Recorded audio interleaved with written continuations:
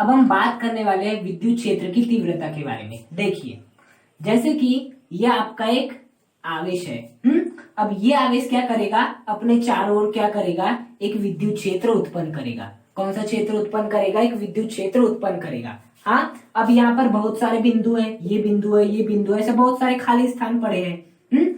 अब मुझे ये वाला आवेश है, इस आवेश ने क्या किया, अपने चारों विद्युत क्षेत्र उत्पन्न किया। और यदि मुझे इस बिंदु पर क्या निकालनी है, विद्युत क्षेत्र का मान निकालना है, मतलब विद्युत क्षेत्र की तीव्रता निकालनी है कि इस आवेश के कारण इस बिंदु पर विद्युत क्षेत्र की तीव्रता कितनी है, मुझे वो निकालनी है। तो मैं किस प्रकार से निकाल सकता हूं, देखिए, मुझे उसके लिए क्या करना पड़ेगा, एक मुझे धनावेश लाना पड़ेगा। क्या लाना पड़ेगा, एक धनावेश लाना पड़ेगा, Q0। अब जैसे ही मैं इस बिंदु पर बाहर से कोई धनावेश लाऊंगा Q0, क्या होगा, ये वाला जो आवेश है ये भी क्या है आपका प्लस है, ये भी क्या है प्लस है, तो इन दोनों के मध्य कौन सा बल लगेगा, आपका प्रतिकर्षण बल लगेगा। हाँ, तो जो भी बल लगेगा आपका प्रतिकर्षण बल, उसे मैं क्या मान लेता हूं, F मान लेता हूं। यदि मैं इस बल में किसका भाग लगा दूं, इस आवेश का ही भाग लगा दूं, तो मुझे क्या प्राप्त हो जाएगी, विद्युत क्षेत्र की तीव्रता प्राप्त हो जाएगी। मतलब क्या है, जो विद्युत क्षेत्र की तीव्रता है वो किसके बराबर होती है, वो बराबर होती है F/Q0, जहां F का मतलब क्या होता है, इस आवेश और इस आवेश के मध्य कोई ना कोई बल तो लगेगा। यदि ये माइनस रहता तो क्या होता है, सॉरी ये माइनस नहीं होगा, इसको आपको हमेशा प्लस ही लेना है। ये यदि माइनस रहता तो इनके मध्य क्या लगता, आकर्षण बल लगता, उस बल का मान आपको यहां रखना है। अभी ये भी क्या है आपका प्लस है, तो प्लस प्लस के मध्य क्या होता है, प्रतिकर्षण, तो इसी प्रतिकर्षण बल का मान आपको यहां रखना है और नीचे किसका भाग लगा देना है, इस Q0 का भाग लगा देना है। तो हम आसानी से क्या निकाल सकते हैं, विद्युत क्षेत्र की तीव्रता। मतलब किसी आवेश के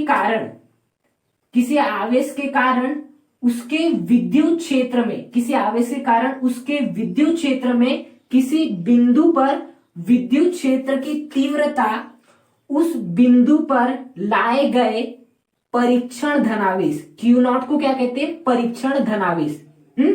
परीक्षण धनावेश पर आवेश द्वारा लगने वाला बल और उस परीक्षण धनावेश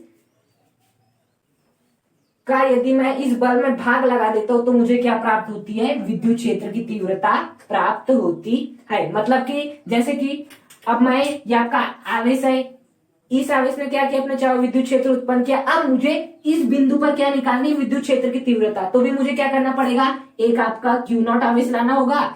अब जैसे मैं Q0 आवेश लाऊंगा तो ये वाला जो आवेश है वो इस पे क्या लगाएगा, प्रतिकर्षण बल लगाएगा, तो मुझे उसी प्रतिकर्षण बल का मान मैं यहां रख दूंगा और भागित में क्या लगा दूंगा, इस Q0 को लगा दूंगा। यदि मुझे यहाँ पर विद्युत क्षेत्र की तीव्रता निकालनी होगी तो यहाँ पर भी मैं क्या करूंगा, बाहर से Q0 आवेश लाऊंगा, इसके ऊपर रख दूंगा, इस बिंदु पर जो भी इनके मध्य बल लगेगा उसे मैं ऊपर लिख दूंगा और इस आवेश का भाग इस बल में लगा दूंगा, तो मुझे क्या प्राप्त हो जाएगी, विद्युत क्षेत्र की तीव्रता प्राप्त हो जाएगी।